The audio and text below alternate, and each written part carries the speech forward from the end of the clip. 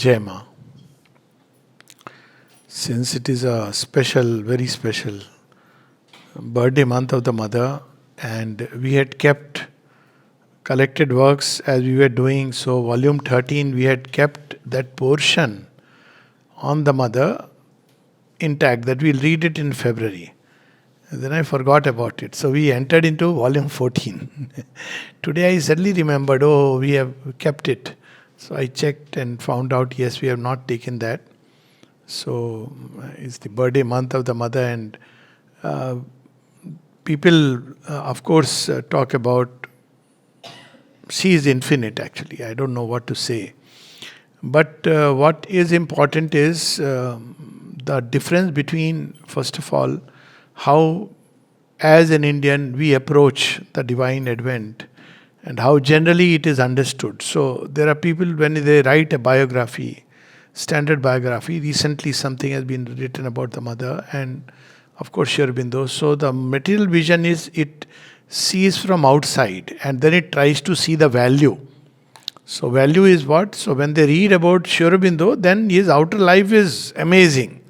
I mean, even otherwise, you are led to conclude when you see the amount of work he did during the freedom struggle. He rose as the shining star of freedom, a yogi who is, recognized and world over. Savitri, which is such a unique people who came when he physically withdrew. So it's easy for people to recognize that, here is Sri Aurobindo, and he is at least great, if not the greatest of the great, at least they recognize it. But with the mother, it's very strange, because if you read her life, there are many great things in her life also. I mean, I could recount. People know that as an artist, some of her paintings are displayed in the best art gallery in the world, Louvre in France. And when she has come, she has translated the whole portion of Isha Upanishad. In original writings, you will see in Sanskrit. Then her occult descriptions of all her occult journeyings and what she described, I have at least not found anywhere in any of the yogic literature when she speaks about 12 bodies, not just 7, but 12, not even 5, 12 bodies in which she could come out successively. But these are not things which are outwardly recognized or known. And most important is that she preferred to stay in the background. So, like Radha. So, everybody knows Krishna. But where does Krishna go and lean upon? It is Radha. So mother has been like that. She is the one who manifested everything of Sri Aurobindo's vision. At one place she even says that, Sri Aurobindo says, one of the many things he has written, one of the things is that without the mother's coming, when someone wrote that mother as a disciple of Sri Aurobindo, and Sri Aurobindo clarified mother is not a disciple of Sri Aurobindo, she had realized all these great truths before she came here. And you can see it. She came in 1914. Read her writings of 1912. All the whole program of the future, individually, collectively, everything is there. Even the supramental, coming of the new race, everything is there in mother's writings. And earlier. So she says that she had entered the supermind through the front door, while I entered through the side door. So side door for Sri Aurobindo was that he was working for India's freedom. And so he sought the divine so that he could have the Shakti to get freedom. That was his seeking. And the divine showed him the path of mankind's freedom in which he had to play a central part. But initially it started with India's freedom. So he had to engage in yoga. If you read records of yoga, it's amazing. It's like human consciousness cannot undertake that yoga.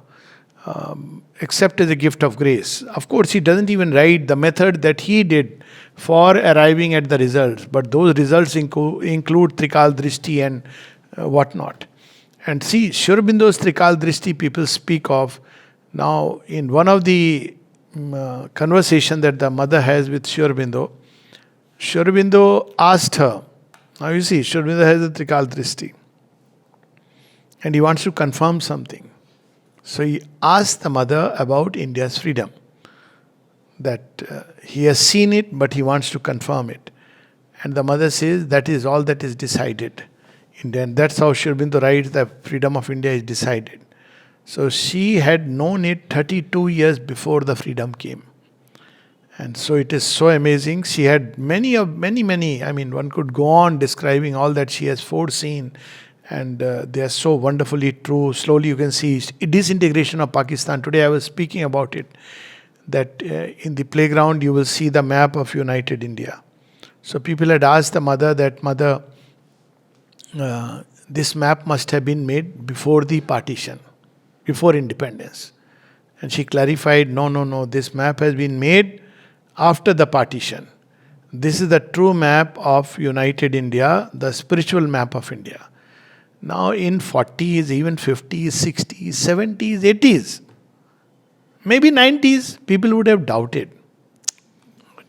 It's a nice sentiment. Today, people are discussing when will the final disintegration take place. Actually, the country as a country, it is finished. It's just holding on. There is no money, nothing. And 5 parts. She spoke about Pakistan disintegrating into 5 parts, and then they will come together and become one.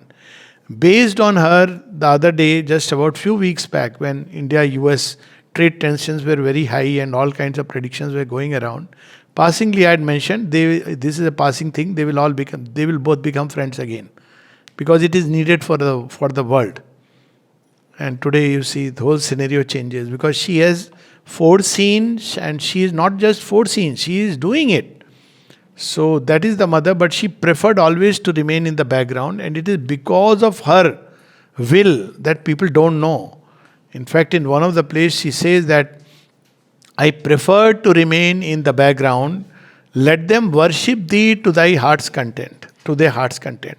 I'll tell you about how foolish human beings can be. So there is a writing of the mother where she says, let them worship thee to their heart's content. As for myself, I want to remain behind and do the work. Now people have taken it as a reason we should not worship.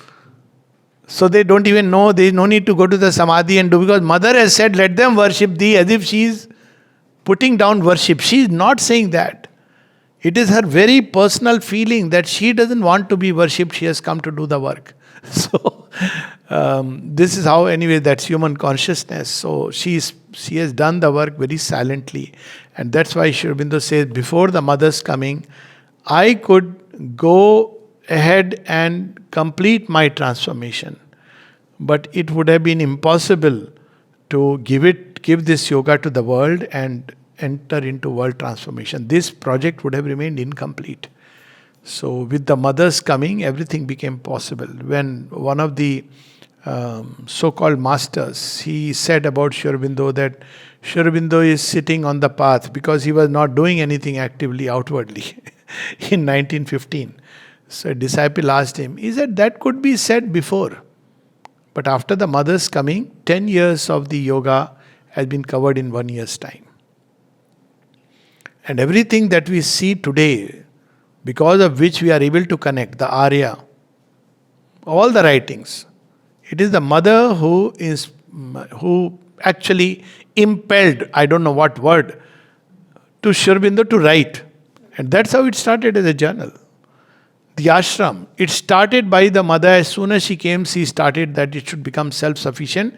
So she started Honesty Society, which was about honest business. So that's how we see today the ashram has developed into a self-sustaining community. It's a very interesting ashram. It doesn't rely on donations. It doesn't ask for donations. Money comes. Yes, it's always welcome because divine work is endless. But it's not that the ashram is built on need or asking for donations. Nobody will ask you. There are donation boxes in the ashram. It's up to you to offer and be part. And there also, mother has said very clearly, and so has Sri Aurobindo, it's a privilege to be able to offer. Because you then connect with something of the work. It's not like you must offer. There is no such compulsion. So she is the one who organized, and what a way the whole ashram has developed. Ashram entirely is her organization, and Sri Aurobindo says that very clearly, that there would have been no possibility of an ashram. And we see only the outer side. But if you really look at it from 1926, now it's 100 years, we are going to enter into the ashram's 100 year with minimum per day, whatever. I mean, now it is 50 rupees per day. For a long time, there was no money charged. And then you had some 20 rupees coupon. If you joined, if you were part of the guest house, then you automatically, you got the ashram coupon, dining room coupon. So much later, some 20 rupees or something was the cost. And now it is 50. Now, just imagine that there are days when they are just the regular ashram inmates, maybe 2,000 or less than that. Ashram inmates are 1,200, 1,300. But total, let's say floating population, around 2,000. On darshan days, the crowd swells to 10,000. But things are managed. So there is a very interesting story of how behind the scenes mother has worked. So one day, the granary person, Narayan Prasadji, was working there, and he asked the mother, he says, "Oh, suddenly we realized so many people have come and I was not informed," because this message used to go to the mother. Even now, everything, mother is informed. As the people come, they take the tokens. This all goes behind the scene. How she does it, she only knows. So this was told to the mother that suddenly it seems that, we'll run short of rice. So mother says, "Oh, you didn't tell me. Anyways, you go there. Don't look into the granary. Don't look inside. And keep on taking out the grains." So this is documented in life in the Sri Aurobindo ashram by Narayan Prasad. So he literally obeyed the mother, didn't look inside, and kept on taking out. And it was enough to take care of. We have heard these stories of Ma Annapurna and, Draupadi's Akshay Patra. So there are many, many such stories, the way it has come and how she has intervened. So one has to enter into that to understand who the mother is. If you just want to read the intellectual side, then of course Sri Aurobindo is there. But even in intellectual side, it is very strange. Many people are not aware that there is a collected works of the mother. And there's some, the only word I can think of is fools, who think there is no need to read because I have read the Life Divine. You cannot walk the path of yoga unless you read the mother.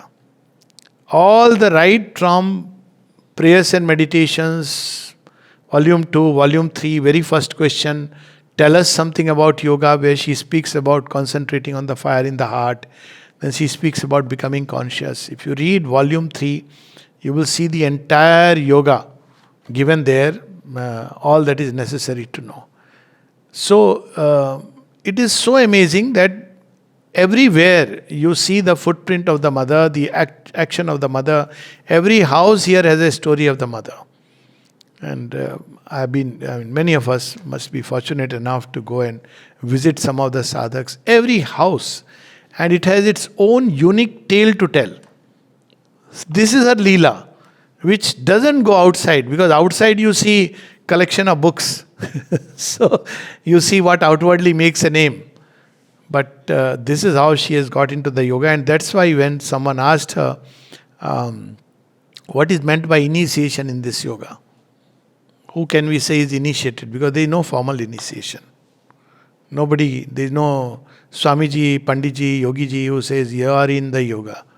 Right from there. It's not today. Right from Sri Aurobindo's time, there was nothing like that. People sometimes would ask him, "Sir, when are you going to initiate it?" He said, "You're already part of the ashram. Aren't you initiated already? Do you have to be formally initiated?" It was not relevant at all, because they worked. So, bolte na, in thought, if they've thought about somebody, he's pulled. So, the mother uses a word, very interestingly. There is a little sentence, the only place where mother speaks of initiation. And she is asked that, when can we say that one is initiated into the yoga? She says, well, when I say that I have initiated someone into the yoga, it means I have revealed myself to that person. As simple as that. You know she is the mother. That's what it means. Why? There is no logic to it. And there's so many examples many of us would have. I remember one of them in Bangalore Center when we were working. And one of the intellectual, he said, I don't know why you people worship the mother, because one Bengali fellow, then Sri Aurobindo is Bangla, Mother, French lady, it's okay. Then he says, I understand she was a great organizer, a good administrator. Why do you worship her as Divine Mother? So I told him in Bangla, এখনই আপনি বুঝতে পারবে না. I didn't. I said, right now you won't understand. So he took it, intellectual man, did very well in one of the companies. Then Sri Aurobindo's relics came. And that day he was crying and crying. Suddenly he was crying. So I asked him, took him aside. I said, what happened? This is just some parts of Sri Aurobindo. Why are you crying? All of us were crying. I don't know, I cannot understand. After that, the kind he turned to the mother and opened to the mother, it was so amazing. So there is a time, actually speaking, if you ask me, this yoga in real earnest begins when you know that she is the mother. And then life changes. Before that, it's good. Intellectually one can engage, one can do swadhyaya, satsang, everything is fine. There is a preparation. But the day you know that she is the Divine Mother, and no intellect, it's not based on any intellectual, oh, she's the mother based on this or that, nothing. It's an inner revelation. Of course, her stories are there, wonderful stories, many, many stories.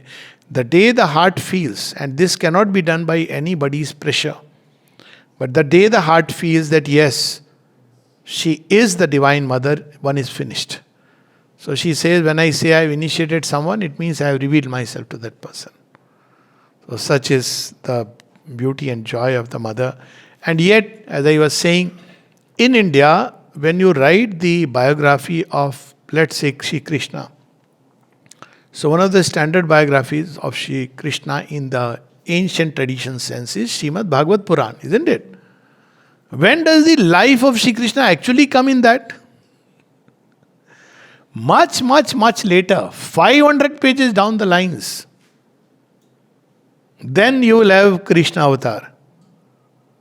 So why? Because the importance is based on this inner truth.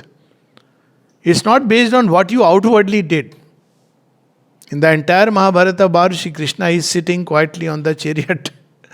He gives the Gita, he blows the conch, he is the charioteer of Arjun. But the inner truth is something very different. Even about Hitler's, when he died, Second World War, Sri Aurobindo used the word, it is the mother's war. Mother's war. And when Hitler, news was there that he has probably vanished, people didn't know that whether Hitler is alive or dead, because there was 2-3 days of suspense. So a sadhika that night saw that the mother is on a horse, and white horse. White horse is mother's Shakti. That's how Kalki is described. So, and she is as if like Durga, with a sword she slays Hitler. So he asked, there is a question where he asked Sri Aurobindo, I have seen this, is it true? Sri Aurobindo replies, what you have seen is true, wait for the confirmation. Nobody knows. People talk about, and she didn't care because it had to be done, it had to be done. We talked today about supramental manifestation. Entirely, you see, mother says, I saw that, I heard the voice, he said, the time has come, and with one stroke, she blew open the lid. And you'll be surprised how this division comes. There are people who have written books on Sri Aurobindo, who have turned reading Sri Aurobindo. They don't believe in the supramental manifestation event of 29th February. Because Sri Aurobindo is physically not there to confirm it. There are people I met, had a very interesting discussion also. And they've written book on Sri Aurobindo's life. There are famous people who give talks on Sri Aurobindo.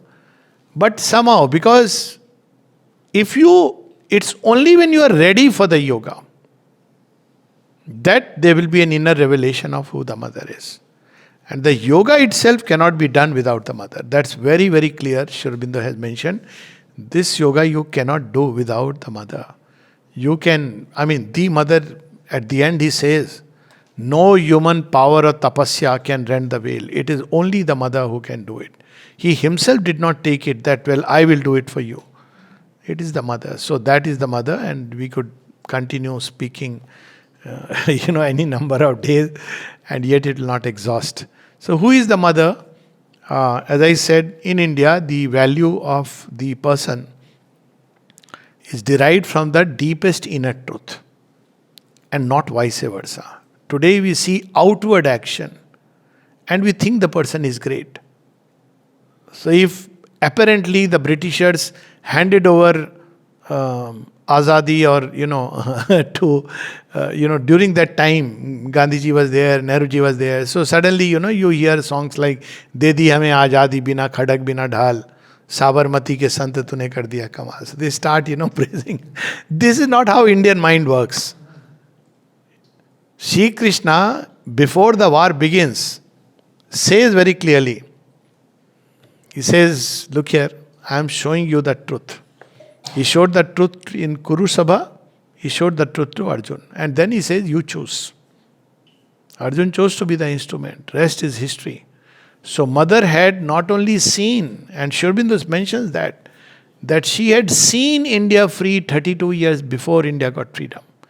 And when India was given fractured, division because of people's foolishness, then mother went into a deep trance when she came to know, and when they made the flag of India, where there are so-called to appease. So there is, green color and saffron color, and there is always a band of forced truce, white color, trying to save them from fighting into each other, and with the Ashok Chakra, which is very strange. Anyways, Ashok Chakra itself is a very interesting subject. Now, it is interesting when mother saw that this is the flag which has been approved. Mother's flag had also gone, by the way. So you know what she said? She went into a trance, 47. And then she notes to Pranabdha, it's there in his book, I remember. She said, "What I foresee is lot of bloodshed. India will have to go through a lot of difficulties now, because they have rejected what Sri Aurobindo had asked them. He wanted that accept Cripp's proposal. It's just a question of time. And we see many nations were given like Commonwealth status, they are all free now. But people didn't accept. Stanford Cripps came to Pondicherry. He thanked Sri Aurobindo that at least you understood what we are wanting.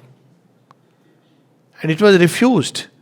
And the flag accepted. And the mother said that this is going to be now a terrible period for time to come. Now, when you talk about times of nation, then period is not just 5 years, 10 years. It runs into, decades, if not centuries.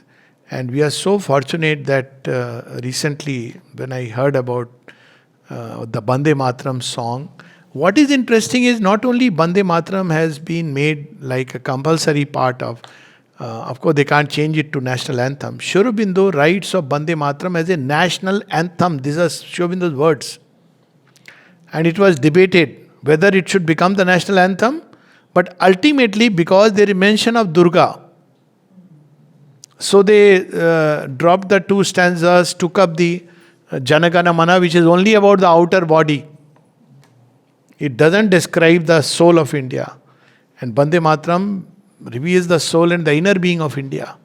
You see, anybody can see it. Janagana Mana describes all the different stages and Bharat Bhagya Vidhata. But India is the mother, the soul, and she is so full inside.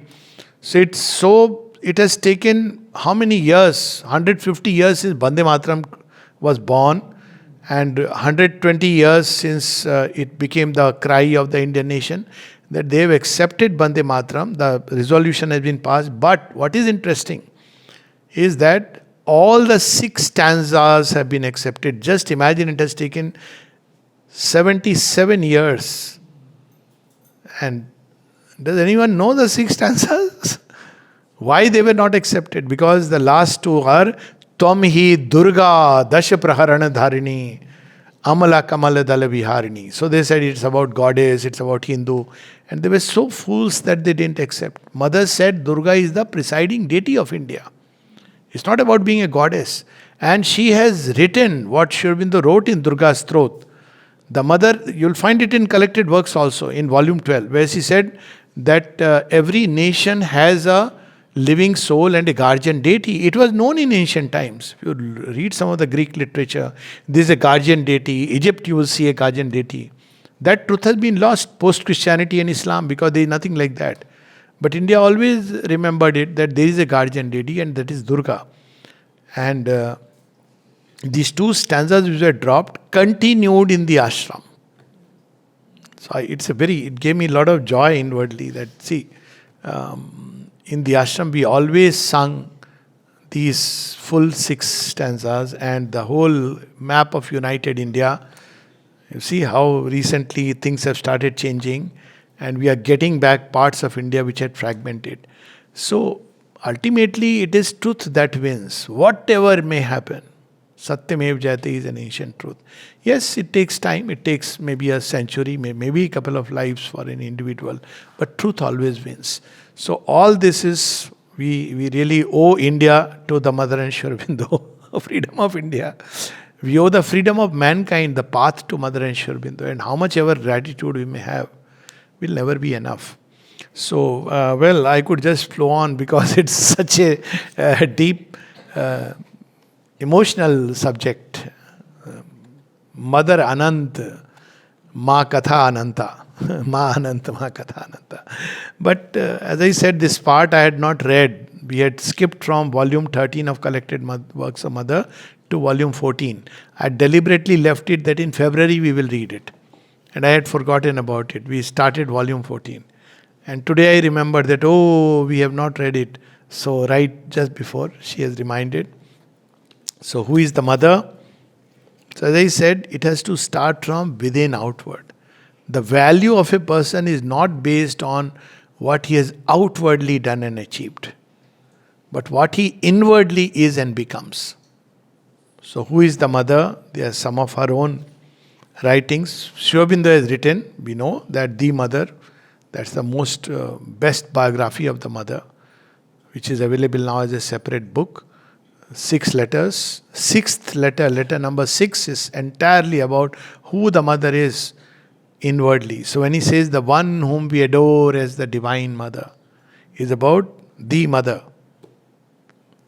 It's not just about the one whom we adore as, Jagan Mata. The mother, the one whom we adore as the divine mother, is the consciousness force of the Supreme. One and yet so many sided. So the mother herself, what does she write? Now, I am reading something in 1912, before she has met Sri Aurobindo. And these are her notes, diary notes, which later on became published. So what has she written in 1912? She has not met Sri Aurobindo. Since the beginning of the earth, wherever and whenever there was the possibility of manifesting a ray of the consciousness, I was there. So if you count her avatar, there will be no limit. Whenever and wherever. Of course, we know some of the names which we have spoken about. And 1912, when she was asked to speak, Abdul Baha, son of Baha'u'llah, and she requested, he was not well, so he wanted her to address the gathering. So mother initially said, no, I won't. Then he insisted and requested. So she spoke. So people thought that, maybe she has become a Baha'i follower or anything like that. So she clarifies in the beginning. There is a note with regard to that. That which is speaking to you now is a whole prayer of mother. Yesterday thy light had manifested through my mouth. So when mother speaks, we can imagine. That which is speaking to you now is a faithful servant of the divine. From all time, since the beginning of the earth, as a faithful servant of the divine, it has spoken in the name of its master. She is teaching us how to be. She taught literally when she came to Pondicherry, she taught the sadhaks how to be with Sri Aurobindo. People were sitting on the chair along with him, side by side. And Sri Aurobindo they would raise questions and Sri Aurobindo would answer. When she came, she sat on the floor, teaching by example that he is the Lord, and be on the floor before him. And Sri Aurobindo would never say. She also didn't say. People would sit by her side. Amrit Das says that, writes ki we would sit together when she came initially, and we would read yoga and its objects. He says, I could just sense he is great, beyond measure. But I could not imagine now, how was I sitting next to her and she said nothing. Then one day he writes to Sri Aurobindo, I think, Amrita writes, I think Meera is a great yogi. Suddenly. But she does not come out and give meditations. Mother didn't, she remained in the room. She would hardly, except for looking after Sri Aurobindo, she was not. Later on, as the sadhaks came, she started looking after everyone. Automatically, she assumed the role of the mother. Everything.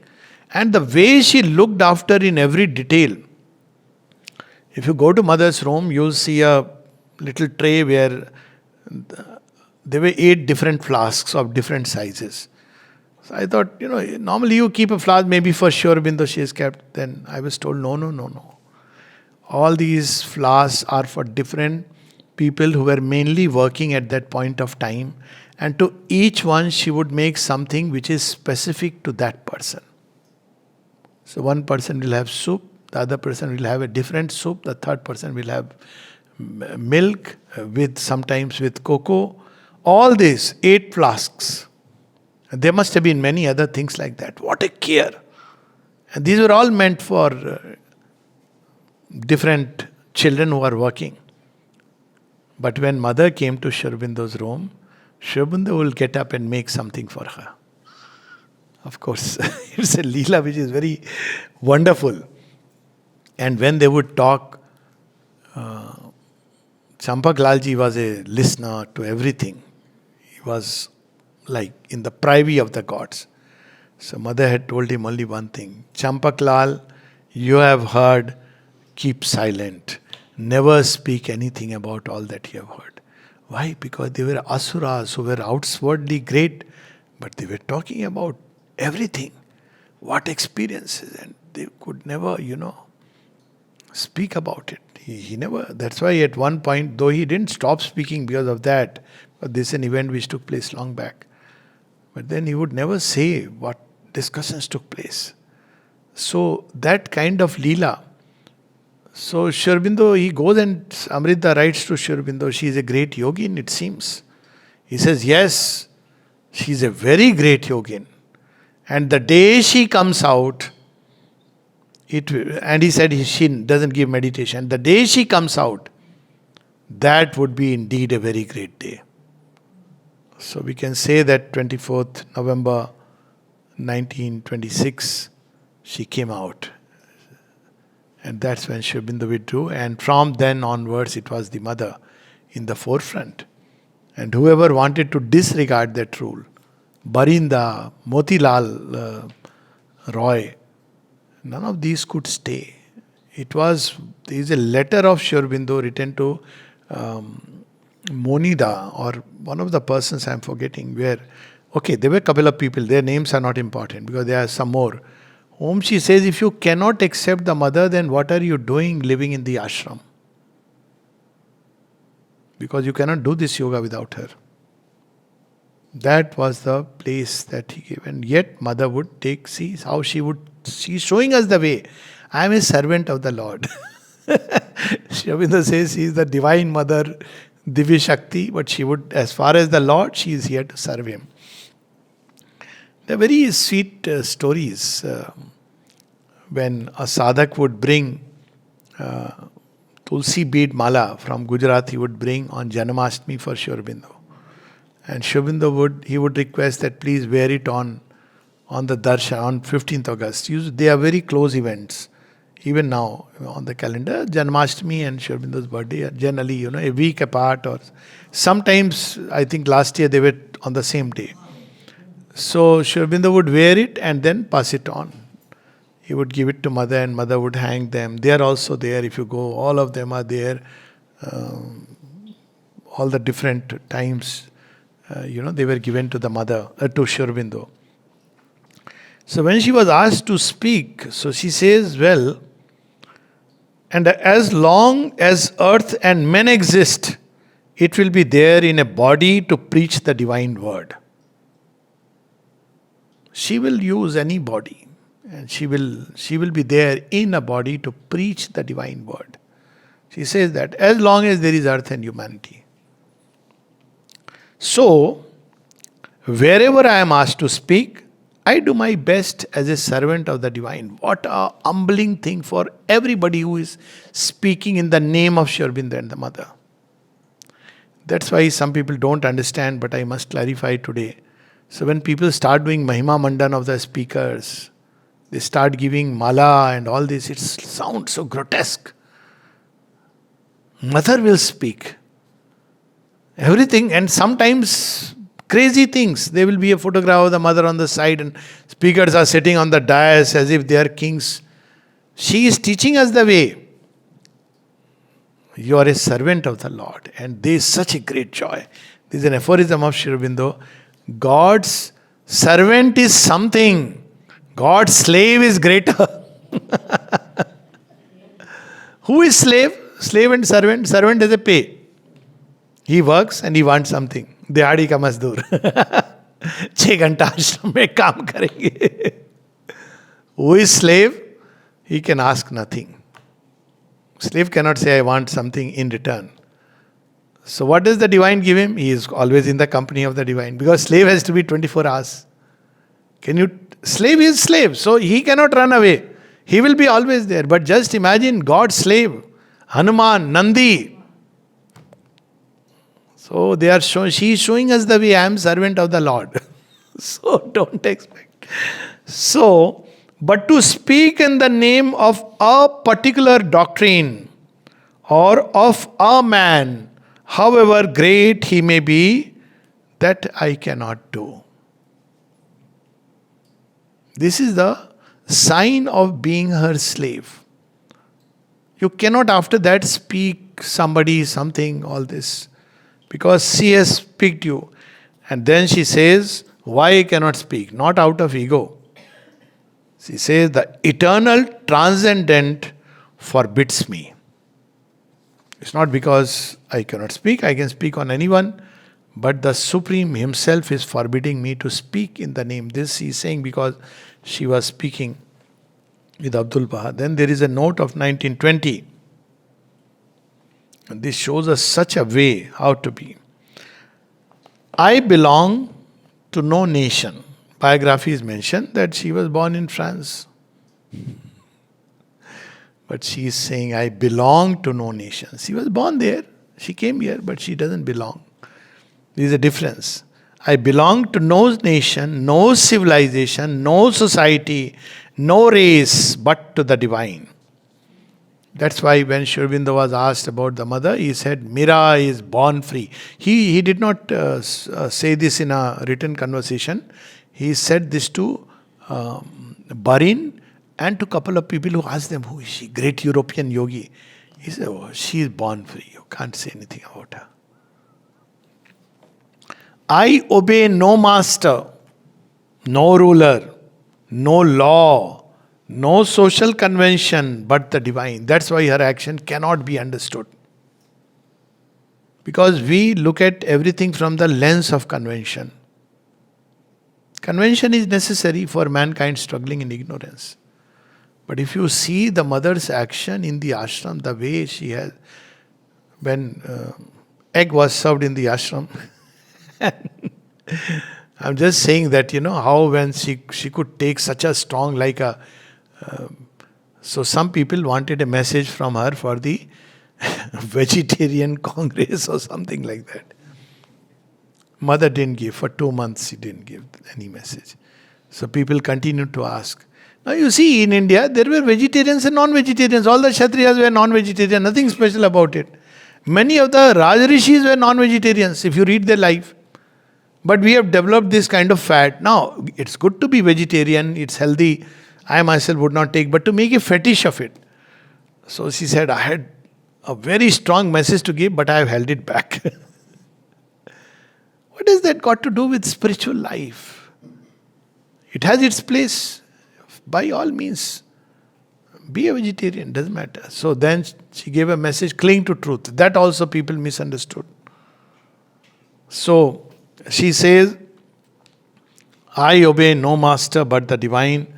It is said that when people would ask after coming to the ashram, some advanced sadhaks, so one Hardan Bakshi was there, Bakshi, not Bakshi, sorry.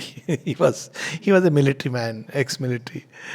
And he was from Punjab, and he would, he had lost his mind a little. So, anyways, if you take to this yoga, you have lost your mind a little, which is a good thing. If you are a very normal person, you live a normal life. So, suddenly, he said, I'll tell you who are the advanced sadhaks here. But don't tell this to anyone. So he came, there are only two advanced sadhaks.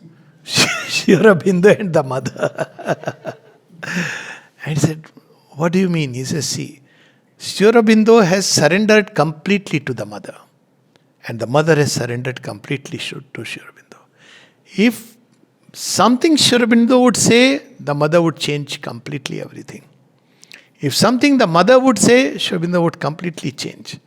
And there is a famous story which is there in 12 years that Nirodha is going to play tennis. And he asked Sri Aurobindo, give me your blessings. And he gave the blessings. He smiled and gave the blessings. In the match he lost. So he comes and tells Sri Aurobindo, he says, you didn't realize the opponent had taken blessing from the mother. Sri Aurobindo's way. He says he had gone and taken blessing from the mother.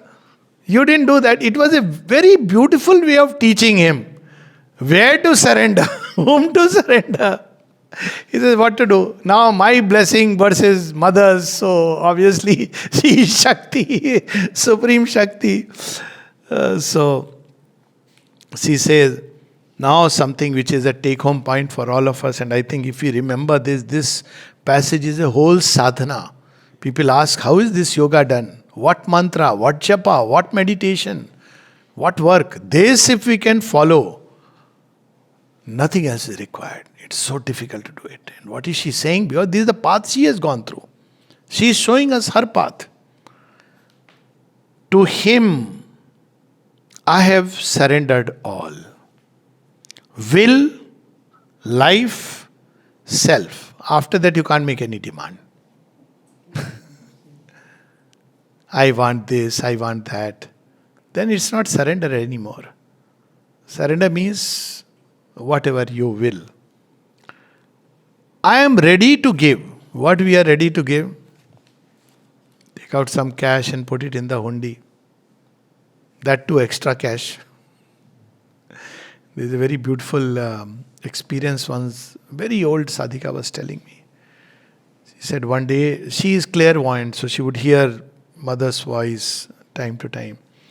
She says, Dr. Pandey, I have to narrate something to you. So I knew that some of these experiences she would certainly come. She says, I went to Sri Aurobindo's room. Suddenly I realized that I am not able to find the money in my purse. So she was getting tense because she has carried the purse and she has gone to Sri Aurobindo's room for offering, and comes from a fairly rich family so much. And she's getting tense that, I have to offer. Then she hears mother's voice. She hears, you can offer the money anywhere in the ashram. Here, offer yourself. You offer yourself. You forget about the world. Money, this, that. Another lady was telling me, she's still alive here, so I won't take the name. She went with her son, 4-year-old, and the son is 4-year-old. So she is going to do pranam, and the son is doing all the here, there, and she is trying to, hey, listen, hey, try to do this, that. Mother suddenly looks at her, says, you don't worry about him. I am his mother also. Takes her head, puts it in her lap, and she says, I completely forgot everything after that. Why are you worried? In front of mother you are worrying about There are so many such beautiful stories. Somebody giving a murjaya hua fool. And the mother, all that she does is takes in a hand, and while she is having a conversation, quietly caressing. And the lady had this thought in her head. That mother, first she thought I should change. She saw that this flower is gone. She thought she should change. Then she said, but I am also like this, murjhaya hua, faded flower. So it reflects what I am. At least this flower will tell the truth of who I am. So mother kept on caressing, and the flower came fully alive. Of course, she has spoken of all this, that she had learnt all this even as in the occult, that how she could keep a flower and make it completely alive. So she says, you see, even if you are a faded flower, you can completely blossom by my touch. She had read all the thoughts. So many instances. One of them which today I was mentioning about Shamdi. She said as a child she was going and mother would give flowers. So suddenly she wanted a rose, and the rose, all of them got over. Just if, she is still behind. So the person gave another tray which had some other flower. I have forgotten the name, probably, champa, some other flower. So I don't remember. So she said, oh my God, I wanted a rose. Anyways, so when she goes to the mother, mother looks into her eyes. See the playfulness. Suddenly she puts her hand below, takes out a tray of rose. And says, so, you thought that the roses are over? Here is one for you. And there's so many stories. She knows our intimate thoughts. Yet we must tell her. Why? Because that's the joy of the Leela. She has said this. When somebody asked that, why should we tell you know everything? She said, yes, I know everything. I know all your thoughts. But I want to see how much you know. Because, and this is an experience I'm sure many sadhaks had. I have had in my own little way. You try to give her a very nice, neat story about your life or something which has happened, where you are a good guy. Now what happens is, you have told to the mother. Slowly you will see layer after layer, things will begin to come out. Till you stand naked and say, mother, okay, I need to change. Absolutely bare like a baby. Which is not easy for many people, because we are in all our stories, everybody's story, that person is the hero, the good guy, the best person. Everybody else is done a mistake. Now here it's not about mistake or right or wrong. It's about the inner truth and the outer. So she bears it, sees, and then of course the inmost truth is the aspiration, which is where she connects with. So this is the program for all of us, with which probably we could stop. To Him, I have surrendered all, will, life, self. For Him, I am ready to give all my blood, drop by drop, if such is His will. This is based on her own life story in a previous life. It is there in Radha's prayer also. When, who was the lady who was dancing for Radha? Sahanadi, yes. Thank you. So she was dancing, and the mother said, you are being too self-conscious. This is not Radha's state. And then she describes what is Radha's state when she stands before the Lord. She just gives and gives and gives. She has forgotten everything. That's how the Radha's prayer came into existence. She speaks of this experience long back. There is a Chaldean legend. Mother spoke about Chaldea, and surely she was someone there, prominent priestess. We don't know really. She never said that. She says an ancient Chaldean legend, and we know that anarful pomegranate flower, she has named it as divine love, and the anar fruit as the fruit of divine sacrifice. So she tells a story. She used to give this flower on Kali Puja day. So she told the story in ancient Chaldean legend, where they were, somebody had lived for the Lord, had sacrificed everything for the Lord, and yet people didn't understand. So they were chasing the mistake, and then as they of course, ultimately he was killed, it's understood, but with every drop that fell there, that drop of blood due to the sacrifice grew up into a tree. Now, a disciple asked Mother, what was his name? And Mother says, how do you know that it was a he? How do you know it was a he? It was not a he. So it's very evident. Why she has hid it, let us, respect that she has hid it, her own reasons. And so she says, all my blood. We appreciate, no? When Bulle Shah says, तेरी तलवार के नीचे मैं नचियां करके थैया थैया, that every drop of mine is, this is the state of the sadhak. This is sadhana. It is not about sitting bolt straight in meditation and doing something inside and having a beautiful experience. It's this kind of giving which brings results. She says, for him, it's not that you have to cut and give something, no. But you are ready, whatever is required, needed by the divine, happily. For him I am ready to give all my blood, drop by drop, if such is his will, with complete joy, and nothing in his service can be sacrificed for all his perfect delight. Krishna Prema had come to the ashram. We know that he was Dilip Kumar Roy's friend and a kind of mentor. A lot of exchange between the two. And when he came to the ashram, he said, I want to have darshan of your divine mother. So mother gave him darshan. He was very faithful to his own guru, Yashodama, whose husband had met Sri Aurobindo in France when he handed over a book of the Gita. That's just an aside story. He is the one who had given a very poor translation, not Sri Aurobindo, to the mother. Very poor translation of the Gita to the mother. And she was a yogini. She was known as Yashodama. I don't remember her correct name. And Krishna Prem was her disciple. And he lived there all his life, Almora. So when he came to the mother, there was a conversation which took place silently. And the mother remarked, I was so happy. I was so happy.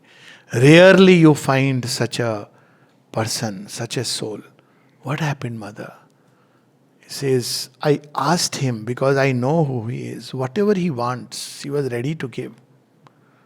And what he asked, Mother, give me more faith and bhakti in my Guru.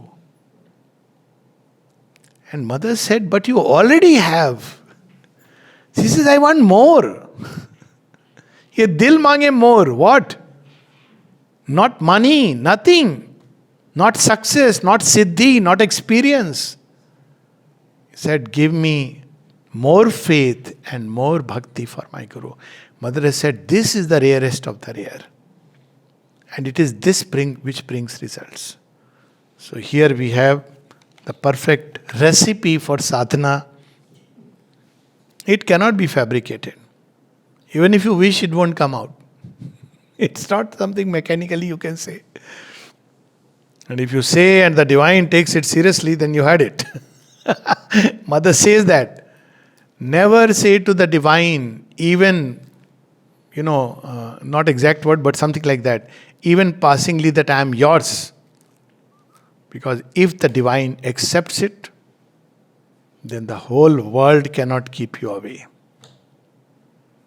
He says, never say. Because if you say that, then you are finished. After that, you will be drawn here, there, one hand here, but you will be pulled. Because how can there be anyone who can ever, whole world on one side cannot pull you away from the divine. So she used to say, if you say this, think twice or 10 times. She has not used the word think twice, 10 times. And for a long time, divine will not say yes, because he knows. But the day the divine says yes, then the whole world cannot keep you away from him. So she says, to him I have surrendered all, will, life, self. For him I am ready to give all my blood, drop by drop, if such is his will, with complete joy. And nothing in his service can be sacrificed, for all is perfect delight. If anyone can show me a single bhakti sutra which touches this height, You all have bhakti geet and all this, no? Bhajan, bhakti bhajan. I am aware of almost most of them. Because there's a tradition. But look at to what level she has taken bhakti. It's not just about putting some flowers, some agarbatti and asking, I am a bhakti because every day I am going. Ravana was also doing such a bhakti and asking things. There are even people who say, why should we give anything to the divine? Divine has everything. Look at the stupidity. Are you are giving, that's the transaction.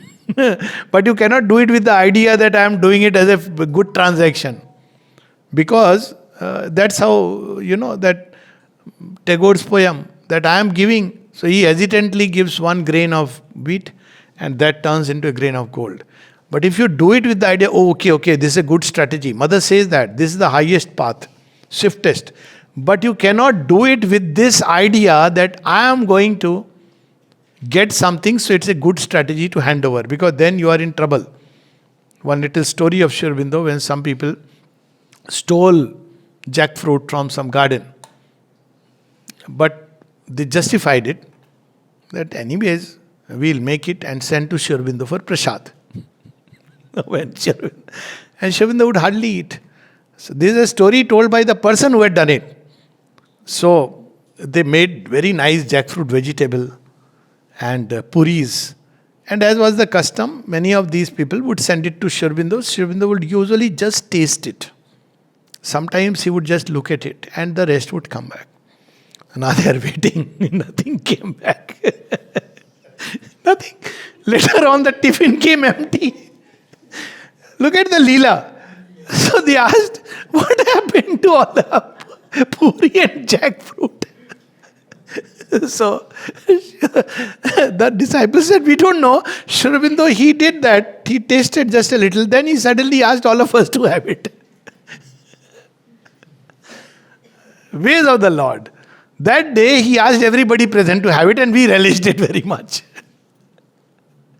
So these are the ways of the Lord. So if we do this with the idea, I am giving, so I'll get, this will turn into a grain of gold, then it doesn't work. It has to be the spontaneous urge from the deepest sense. And if it has come, that means one is through everything else. This is the last thing that comes. And that's what she is showing us, the path. That's why she says, if you ask the path, then it is self-giving which makes it short and sweetest and free of all problem. But it comes to rarest of the rare. The mother has taught us the way, what is meant by self-giving. 24 hours, it was only the Sri Aurobindo and his work, the Lord and his work. Nothing else occupied her. Of course, she met people, she even had food, so very little. She would play also, but everything was one single story of serving the Lord, loving the Lord. And her prayer also, that we should know more about the Lord so that we can love Him more, better and serve Him better. So I think as we enter Mother's birthday, there's something beautiful to remember. Jai Ma.